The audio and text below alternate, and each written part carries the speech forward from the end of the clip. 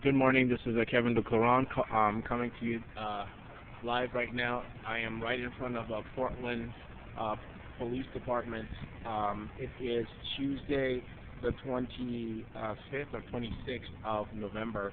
I just got back from Portland Rescue Mission, and where I was sexually assaulted a second time in the lobby.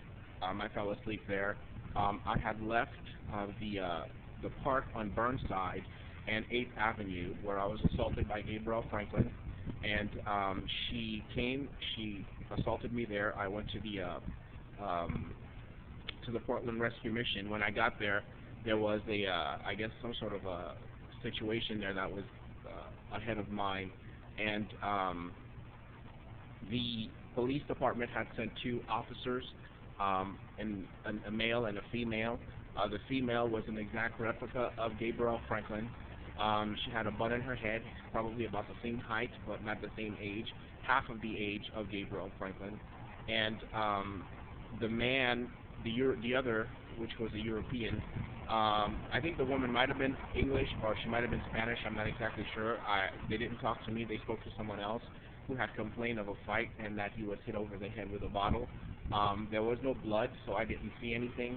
But they never turned to me once to ask me about my case when I had called them. They completely ignored me as if I had never even made a phone call while I was at the park. So I fell asleep in the lobby probably about 2 in the morning, 2:30 or so. I woke up about 3:50 this morning. When I woke up, I knew I had been sexually assaulted a second time in the lobby. Even when I went to the restroom, the entire area of my genital was wet, and I could smell the odor of her vagina all around my penis. I called the 911 operator. It was a female. She hung up the phone and told me to call non-emergency. When the attendant at the desk finally came back, his name was Josiah, Hispanic man. I asked him if he was at the desk. He told me that he was at the desk, but not for all the time. That I was asleep in the lobby. I asked him if he had seen Gabrielle do that. I think through the community he might be a Gabrielle Franklin representative. I do not know, but I spoke to Josiah, explained to him the order of events and what had taken place. He basically just he says he never saw anything, he never knew anything. There was a European there whom I asked if he had seen anything, and what he explained was that, which time, in other words, indicating that it had happened multiple times at the mission.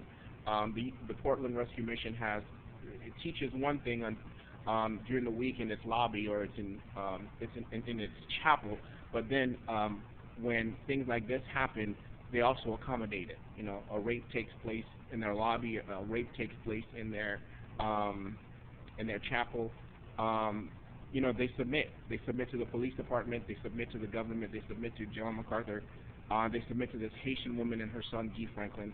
And so I don't put anything on Josiah, but I do caution that the mission may have a double standard, and so does the police department, because they hired a woman now who is an exact replica of what this woman is known to do against me in Portland, which is to rape me openly in front of the people. There was a rally or demonstration last night on 3rd Avenue, and I had spoken to one African American and told the African American that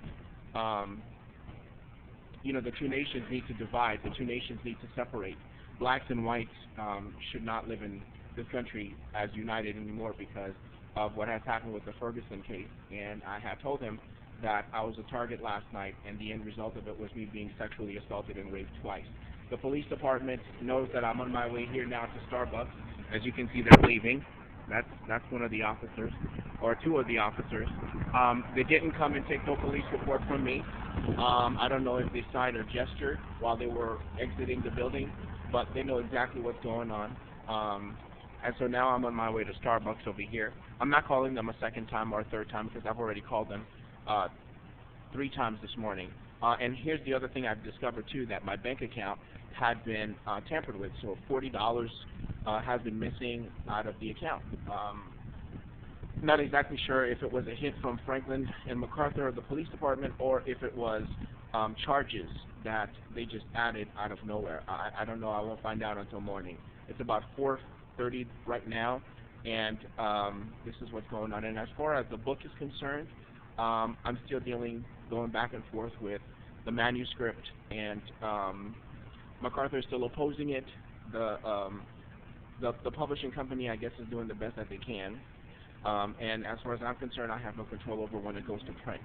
So here's the situation. As far as renting is concerned, they're not gonna rent me an apartment in Portland. I've been waiting 5 months, and so they're deliberately doing this. This is what the Europeans are doing now, and they don't intend to change their position against me, because it's a power struggle, over who's gonna lead Kevin and who's in charge, and so this is where it begins. On the other side of this building is where the rally took place, or the demonstration took place yesterday evening, probably about 7:30 or 8 o'clock in the evening. I had no part in it. I walked away from the entire thing. I spoke to one African American, and that was it. And so there's activity going on here in Portland, and if rape is what I'm enduring as a preacher, I can only imagine what other Africans are having to endure under this white government, even being governed by a half-black, half-white man.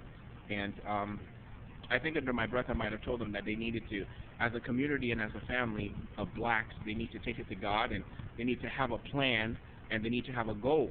And then whatever the goal is, whether to separate or to remain under as a subordinate race, they need to have, they need to do something. They need to do something. God did not allow Israel to remain under Egypt for more than 430 years, and so God redeemed Israel. And I think what I told the African American was that you are Israel today, and here in this situation with these people, and the Europeans are the Egyptians, and they're not going to let you go. And so what they need to do is they need to consult God. They need a Moses to petition for them, but they also need a plan, and they need a goal. And then whatever that goal is, every step that they take must be to accomplish that final goal, which is to separate, if it is to separate from these European people and so that they can regain their independence as Africans, or if it is to go to war, or if it is to remain under, I don't know. And the other thing they quietly reminded me of was that they're homosexuals. And so I'm not exactly sure what does homosexuality, one's sexual orientation, has to do with the death of Michael Ferguson, or what it has to do with my being persecuted and sexually assaulted every night. But I think what I explained to them was that the root of this thing from the very beginning has been slavery. And so unless it's taken by the root and ripped out, this is only going to continue. And here we are standing, I don't know, this is what, the second or third time in front of a police department where these people rule as police officers, with their guns and their badges and their so-called authority. And, their authority doesn't work for our people. Their authority only works for theirs, where they go over,